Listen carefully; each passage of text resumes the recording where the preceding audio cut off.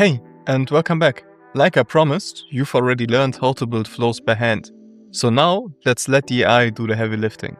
I'll show you how it builds complex flows from a single sentence, improves your flows you've already made, and can even answer your questions when you're stuck. So let's get started. I created an empty canvas right here, or an empty flow. You can click on it to open it. And then, on the top right, we can click Flow Builder Agent to open the chat panel. We can resize it right here. I'll just keep it at that.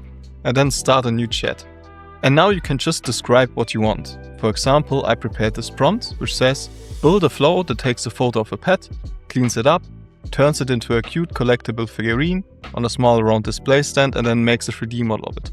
And all I have to do now is click enter.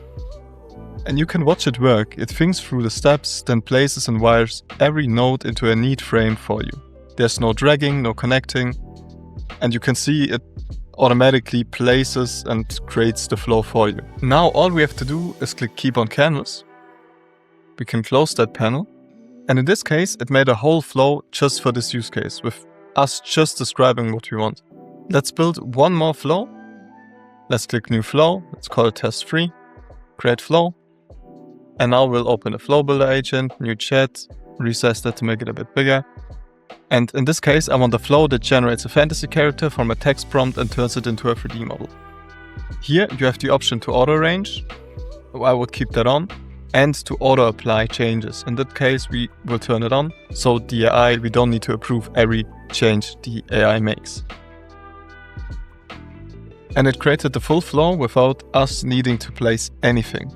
So it made a text input, generate image, then image to 3D, and then we got a 3D model. From here, we can now improve the workflow. For example, we can say, improve this flow.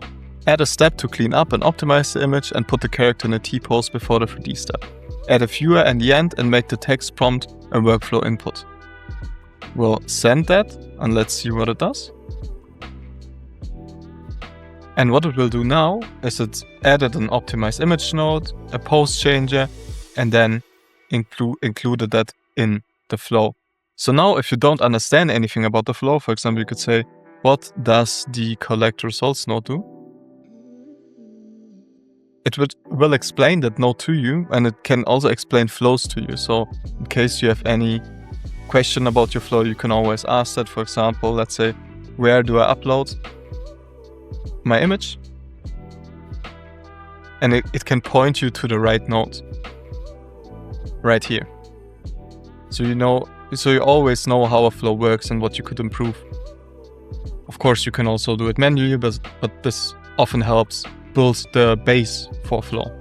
And there's one more thing. Any flow you build can become your own template. So your best setups are one click away to reuse.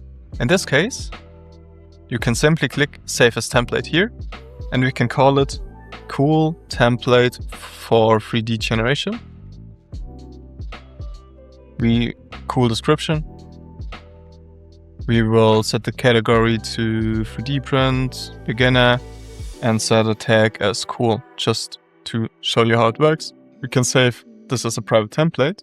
And now if you go back into my templates, you can see this template appearing. And if you click on it, we can preview the template right here.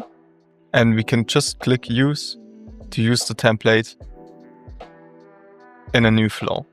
We have one more video where we go over some of the other nodes we haven't touched on in those videos yet.